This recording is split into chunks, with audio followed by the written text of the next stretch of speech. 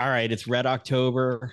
It's always fun to be joined by World Series champion Greg Dobbs. Greg, less than 24 hours away, has his Phillies shirt on. I feel like if you could run out on the field tomorrow, you would.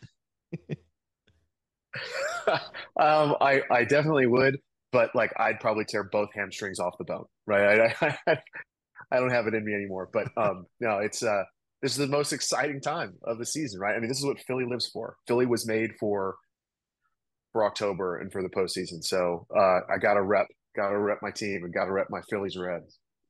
You had the chance to play for several teams. I was at a game a couple weeks ago, and somebody said something to me that it never crossed my mind. But Philadelphia in the month of October, there's nothing like it. As a player, did you experience the same thing? Yes, and one, it was the only postseasons that I made it to. Um, were the 4 years in Philly, but playing against those other teams, right? Whether it was Milwaukee, whether it was coming through LA, right, and playing against the Dodgers, and the city that I grew up in, right, that I called home as a young child and still do today.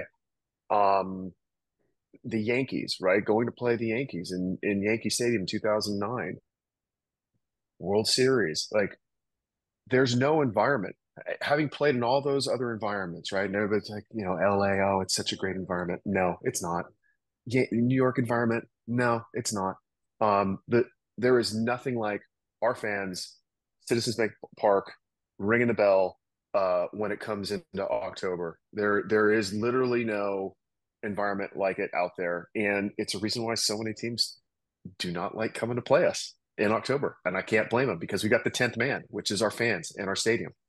Talk about what it's like to come to the ballpark as a player, see the playoff logo painted on the field, know the rally towels are going to be in the stand, and see the bunting up around the ballpark. As a fan, I get all juiced up just seeing the bunting up there. What's it like as a player when you get out on that field? It's all there and ready for you. So, one, it's a long season, right? Like spring training, 20, 30 games, 162, everybody's spent, right? Everybody's kind of on fumes. That is it's the biggest shot of adrenaline you ever get besides opening day, right? Or the anticipation of spring training. It's like you walk to the stadium, one, you know it's coming, right? After you experience a couple, you're like, oh man, this is like nothing is better, right? Besides maybe your marriage and the birth of your first child or second child, whatever. There's nothing like that experience and the anticipation of that experience. And so you walk into the park, you walk down the tunnel, the bustling and the movement of all the amazing employees, right? It's at CBP, right? Just getting everything and all the little trucks and the carts going everywhere and taking stuff. Like it is an energy in and of itself.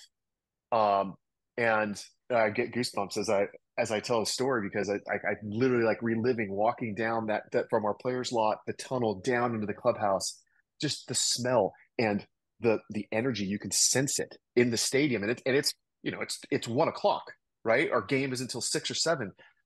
There is nothing like walking to the park, getting there, going out, seeing all the signage, then you've got the reporters, all the reporters now from multiple markets, right, are in the clubhouse, right? Like there's just it is the biggest shot of adrenaline that you could ever experience. Well, you mentioned adrenaline. The Phillies will have had a week off now. They tried on Wednesday to recreate the adrenaline. They had music, they had the scoreboard on, they tried They playing chose each team. other. They chose teams, and it came out to a tie, which is just sad. But Okay. does that work? And if you were in this situation now, would you want this by, or would you want to keep going, considering the Phillies have had guys that are all dinged up at this point? It's a great question, and one that I've thought about.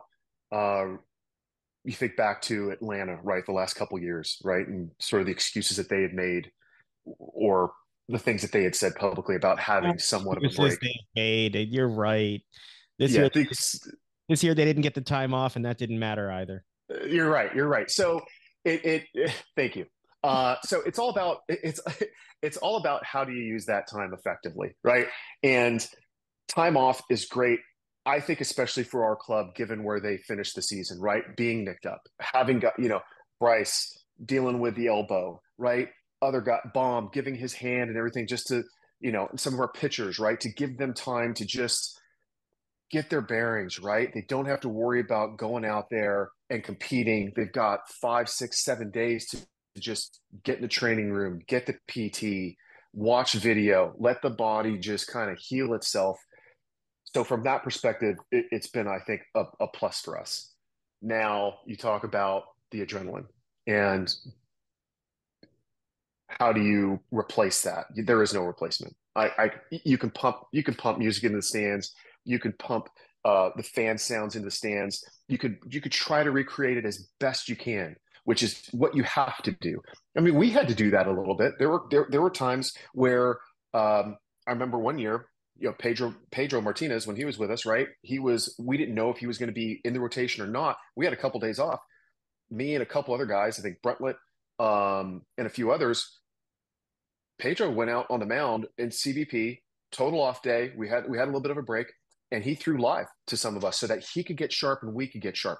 So you're always going to want to do things. I think Rob Thompson, the staff, Dombrowski, everybody they're going to do everything that they possibly can. But at the end of the day, you can't replace it, right? And what I loved hearing is listening to Topper.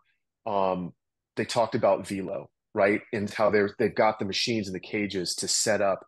And the mandatory thing that they wanted their hitters to do was to get into those cages on those machines and face velocity. Because one, like adrenaline, it's something that you can't really replace unless you're facing your horses live, right? Like you're not going to be facing Wheeler, right? Like they're going to give him a rest, but you can get in on those cages off the machines and you could dial it up to 90, 95, 100, 102. That to me, that's genius. And that's something that actually we would do back in our years of 7, 8, 9, and 10 was we'd get in there and we'd dial that sucker up, right? Especially if we knew we're going to be facing some horses that are really going to be bringing it. We'd absolutely do that because that's just preparing you. And I think they're doing as good a job as they possibly can. But there's just no replacement for that sense. When that park is jam-packed with almost 50,000 people, it's hard to replace. How does that work with the pitching? So what they said they were doing was having a machine throw 100 miles an hour from 50 feet. So what does that do for you? Doesn't that screw up your timing? Well, it can if you're going to be facing a guy that's throwing 88 to 90. But the thought is you can never have enough time, right? And if you can train yourself and you train your eyes and your swing and your timing to be able to catch up and perfectly time 100 miles an hour from 50 feet, 55 feet, 60 feet, 6 inches, that gives you so much confidence as a hitter. That makes 88 look like it's 82, or it makes 94 looks like it's like 88, right? And as a hitter, if you know that I can time up 100 miles an hour no problem at 55 feet or 50 feet, mentally I got it. Like I have nothing to worry about as a hitter. No one's going to get it by me. So I think personally, having done it myself and being a big believer and proponent of it, it truly helps. And it helps because also too, think about the staffs that you're going to see in the postseason. They've got guys that are running it up there, right? So I think it's a great benefit. Can it make them stay disciplined and not chase too? Like, I get that it'll keep them up, and I say that sarcastically because I'm a loser fan, so I just keep watching the previous years. Jeff knows this. I mean, I admit it. We own what he's we a sky is falling guy too. I am very much, but like I watched the Chase Utley at bat where he got Ryan Howard to the plate to tie that game in 2009. I watched the Brett Myers at bat where he was so disciplined against CC Sabathia and the crowd went crazy. You need discipline in the playoffs as much as you need aggressiveness. So like that's my concern with this lineup is in the past, we've seen them too aggressive, where, the opposing teams don't throw anything over the plate. They just throw a bunch of slop and let them chase further and further out, where Jeff gets on the show with me and just loses his mind over Castellanos swinging over a pitch that's in New Jersey, basically. So how do we what's the balance there between, as a hitter, wanting to be aggressive at the plate and being able to catch up to the fastball, but at the same time knowing that that aggressiveness can be used against you by the other team too? Great point. Great question. Of course, all, using Brett Myers as your example is I a was just little gonna say, rough. We have a guy who is a professional hitter, and you're using Brett Myers as your example. That Go was ahead, Greg. That was a 10 pitch at bat against CC Sabathia where he gotcha. foul pitches off.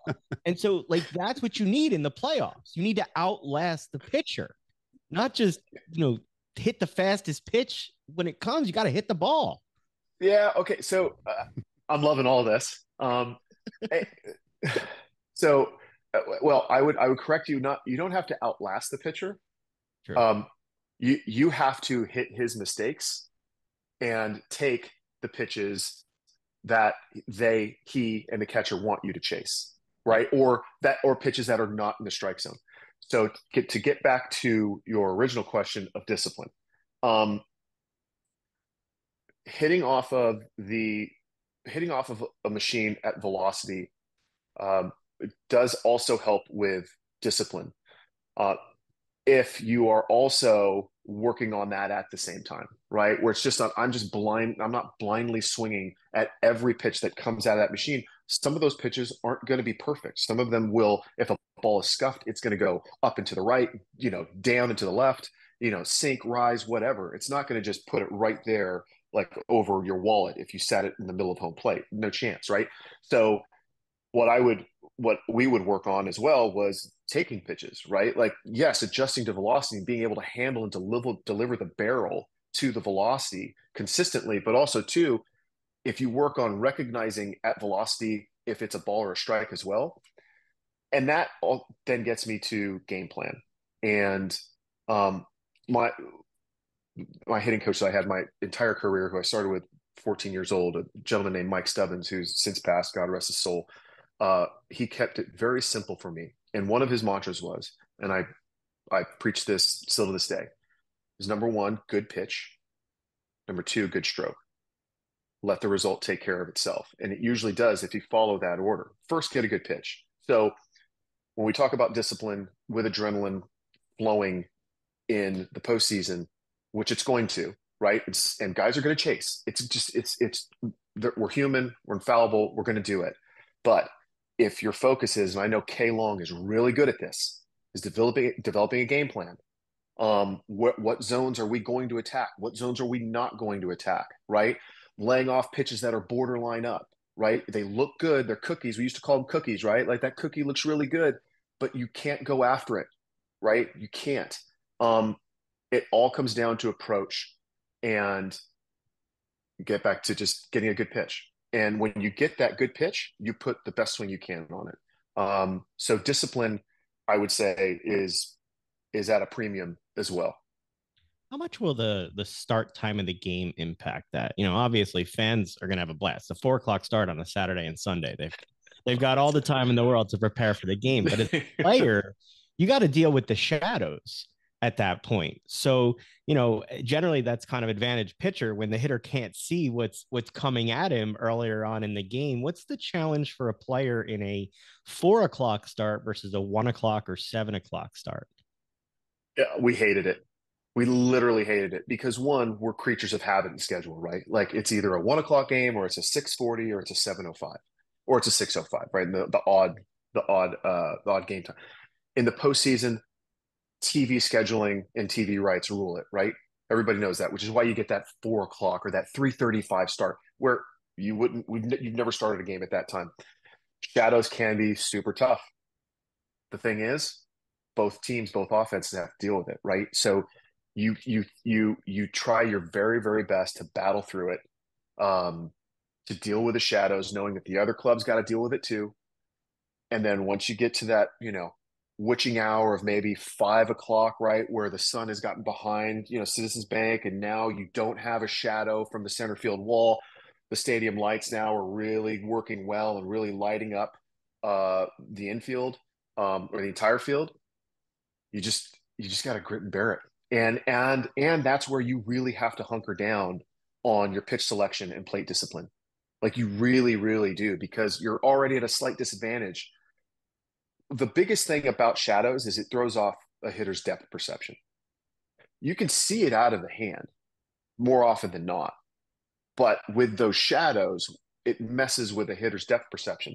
And when your depth perception is being toyed with, your timing is usually going to be off. So what I did was, knowing that, I spread myself out a little bit, my base, that is, where I kind of took my stride away just a little bit, so that I didn't worry so much about timing. I just know I've got to focus on really picking up this ball a quarter of the way from the pitcher's mound to home plate, because I know I'm dealing with shadows. So I didn't want to have to worry about my step getting down and my timing. I just like, I'm gonna take one thing out of the equation, get wide, get my base, and now all I'm worried about is just seeing the ball as best as I possibly can. It's tough.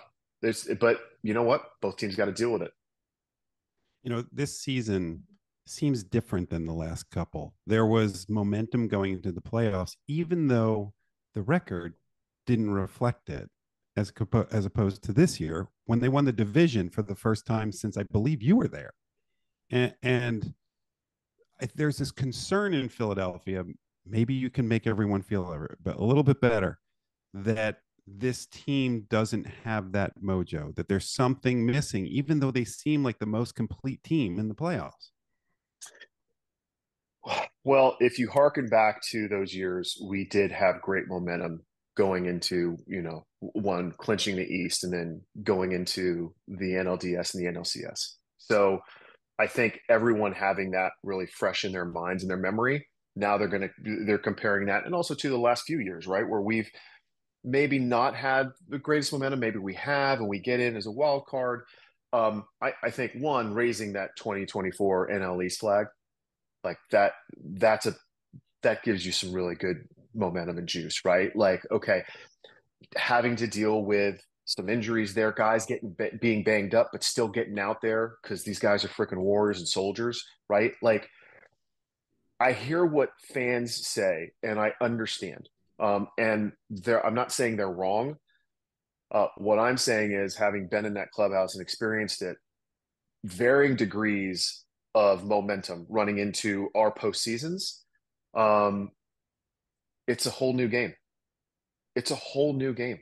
I mean, it's October, and so those lights go on, and it's game on, right?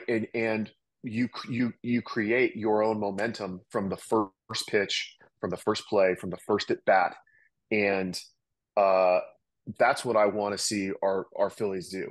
I want to see them set the tone, which I am sure they will, and I'm sure this is something they've spoken about. Is you set the tone from the very first pitch. Actually, even before the first pitch is, it's all about. And I know these guys are so good at doing it, how they carry themselves, their body language, what they're saying in interviews, what they're saying to each other in the clubhouse, right? Like, there's two types of momentum. There's one momentum that is on the field, right? That is somewhat tangible. We all see it's in the record, it's in the numbers. There's a different type of momentum that is built and that is fostered with the club, then the work that they're doing in the cages, in the bullpen, right? In this off time that they've had now into the season, and now going into their first series, whether momentum every day in that clubhouse too. And that's what I think a lot of fans don't maybe realize. Is that why Schwarber actually works? We've had this discussion for seasons now about Kyle Schwarber and what is he doing leadoff. Yeah, Jeff's lost. I'm now sold on it. And listening to you talk, I'm sitting there going, is that it? Is this guy is a veteran's veteran? This guy is a leader's leader. He's done it on multiple teams. Is having him there to set this tone going into the playoffs versus even just the regular season, is that why it works? No question. No question. Guys like Schwarb are irreplaceable. they are they're special. They're special teammates. They're special humans. And he fits that mold to a T. You've got to have guys like that, right? Like you got to have guys that are going to command the attention and the respect of not only the younger guys in the clubhouse, but even guys that are 5, 6 years in, or even the other veterans that are there, right? And someone who can effectively police and challenge and support and celebrate and do it all very easily as though he was born to do it. That, I mean, there's no secret. That's one of the big components to the success of this team since we acquired him is he's that guy. And there's other guys there too that do it. I mean, look at Hartford, right? Like very stoic, the quiet leader, right? But there's a presence there, and you can't help but feel it, right? It's sort of like when we had Jimmy, and then we had Chase, right? Chase, stoic, quiet, like, but presence. And he would just give us a look, or you could tell by the pace that he was walking, and like, ooh, there's some intent there, like, and it kind of like fired you up a little bit. He didn't have to say anything because he really didn't, right? But then you had Jimmy, who was more the outgoing, team, or the team to beat, right? You just throw it out there, challenge us. It's a beautiful thing about this team, and as Mr. Middleton and everybody had started to form this team, and we're putting their DNA and their thumbprint on it, going back, 5, 6, 7 years ago. I remember having conversations with Mr. Middleton to say, hey, you're building that again, aren't you? I can see you. I can see what you're creating here, because it's very reminiscent of what we had. And to his credit, he was like, "Oh no, Greg, your teams you were just an impeccable group of individuals." And I go, "Okay, but there's still impeccable groups of individuals out there, right? Like, yes, we were special in our own right, but I see what you're doing here. They're doing it. They're absolutely doing it." What's it like? I know every player's, manager, everybody says one game at a time. Is there a difference as a player for a 5-game series versus a 7-game series in the way you approach it? Um, no, no. Uh, your mindset is, you cannot get too ahead of yourself. You cannot think too far down the road, whether it's a 3-game, 5-game, 7-game series.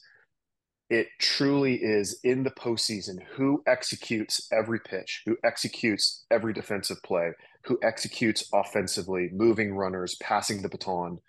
Um, and that is, like, you got to be right there in the moment. You have to be thinking, I'm not thinking about the next inning. I'm not thinking about 7 innings from now or 4 or 5 games from now. It's actually more than one game at a time. It's one pitch at a time. It's one at bat at a time, because they're all so important. There's so much weight on every pitch, every play, every at bat, that we even focused it down even finer, right? Like one game at a time. No, it was one at bat, one pitch, one inning, right? And so that helped us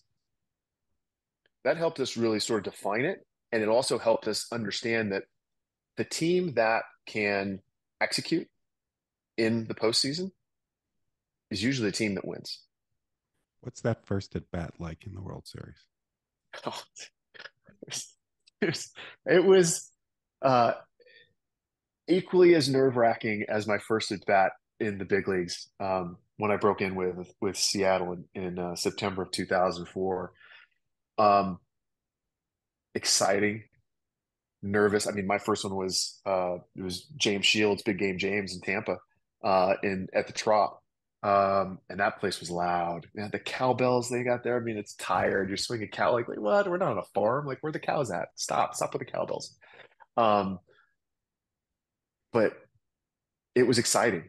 It was nerve wracking. I think you just that sense of that slight sense of like nervousness and excitement, where, are my legs just fully under me right now? I really want them to be, but I feel they're there, but are they there?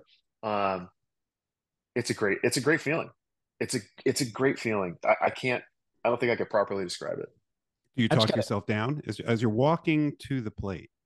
They announce your name. Are you able to say to yourself, "Calm down"? You are, Yeah, but to your work. sometimes your doesn't body just work. doesn't listen. Yeah, no. It's like it's like how like very few people, like maybe Bryce or Schwarbs, or Stott. Stott just seems so cool and collected and calm. Guys like Chase maybe could do that, right? Um, but they were, Jimmy had that, right? In the moment. Like Jimmy could just be cool as a cucumber, right? Chase as well. Um, it's tough. It's really tough, but you have to tell yourself that, right? And getting back to executing, you have to do the things as a player. If you're whatever situation you're put into, you have to you have to remind yourself and stay focused on the task at hand and not get caught up, which is so hard to do when all the energy, the excitement, the adrenaline, and the moment. You've got to just this is baseball. You got to remind yourself it's still the same game. I Well, it's just like spring training. I just have one non-Phillies question, and then we'll let you go. There, Jeff will ask a follow-up before we let you go. But you had Charlie Manuel, who believed in his guys. He went to war with his guys, and he let you battle through situations. Jeff might have tried to blow up my phone the other day with AJ Hinch having 5 pitchers in 6 innings for the Tigers. What would you do as a player if you saw a manager walking out to the mound that many times in a game? Ooh, well, one, do your very best to not show up your manager first and foremost, because cameras are everywhere, and the red light's always on somewhere. Uh, but just be like, really, they brought in Job, and they're like, I was watching the game, and I'm like, okay, this kid's got what, like 5 innings in the big leagues, like high leverage situation in Houston, bring him like, and I'm thinking to myself, oh man, what a tall task, this poor kid. I don't care if you throw a million, okay, um, tough task. Okay, come out twice, 3 times. All right, like there's a there's a rhythm to the game too, right? Like, Not and not when so he's managing. that's AJ, okay? Like him or love him or hate him, like that's AJ, and it works sometimes, as it did there, but Sometimes. sometimes, but that sometimes you're just there and you're like, and Chuck was so good at this too, and Rich Doobie, who we had as our pitching coach, like they they had such a great sense of timing and the situation and the scenario and the guys too. Like they were so like that. Our staff those years knew our players so well, sometimes better than they knew themselves, and so they could tell just by watching and looking. Either one, he's got it, we got to pull him, or two, like, hey, no, we're going to stick with you, right? And I only need one visit to do it. Where yeah, it gets it can wear on you a little bit. I'm trying to be kind. It can just it can wear on you a little bit because you're like, hey, we're losing a little momentum here, right? I get it. We're trying to win, but like, hey, sometimes Jeff's not four a or five player visits. or Jeff's not a player or fan of the team, and it wears on him. He texted me that much in a game. I'm just not a fan of the opener. It's game two. It wasn't game seven where your pitchers are all worn out. They have to have a second starter that can go 5, 6, Oh, 7 they innings. traded their second starter at the deadline and didn't think they were going to make it. Their roster, it's unbelievable. Their whole postseason roster makes $18 million in total. There are 62 baseball players who make more than that. They eliminated off Josh Hader, who makes 19 million a year alone. That's what the Tigers are doing right now. It's insane, actually. Like we talk about It's cool though. stories. It is cool. Yeah. It's great, and this is why everybody loves baseball, right? They Because had, you get to, they had a go ahead. 0.2% chance to make the playoffs on August 10th. They were 55 and 63. They're 33 and 11 since. What about KC? Yeah, Let's look at same KC. thing. Yeah, take out the Orioles. Take like you look at the Orioles. Yes, like so many great stories, and it just shows you there's maybe a few ways you could skin a cat, right? Like like you can get there multiple ways, and with different styles, but for me, what's really great, one, first, our Phillies are back in the postseason. We're back on top, winning the NL East, where we belong. Um, but then also too, just the rest of the league, and how this postseason is filled out with the teams. Some really great stories out there. All right, so I'm going to put you on the spot. I have a bottle of Cooperstown whiskey right here in a baseball jar. I see. Am I going to get to open this and celebrate this at the end of the season? Yes, you are. Yes. Confidence. Yes. Yes. All right. Yes. So, I'm leaving it there. So whenever I text Jeff with my anxiety during the playoffs, he's just going to clip this segment of That's right. there to calm me That's down. right.